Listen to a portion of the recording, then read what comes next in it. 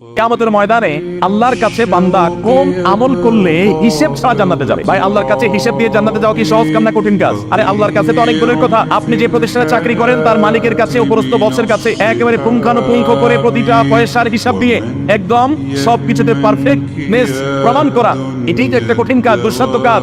সেখানে সারা জীবনের হিসাব আল্লাহর কাছে দিয়ে পাই পাই করে তারপর আপনি জান্নাতে যাবেন, বিষয়টা এত সহজ। তাহলে হিসাব ছাড়া আল্লাহ তাআলা এমনিতে বলবেন হিসাব নাই, তোমাকে এমনি জান্নাতে দিলাম, এটা চান আপনারা?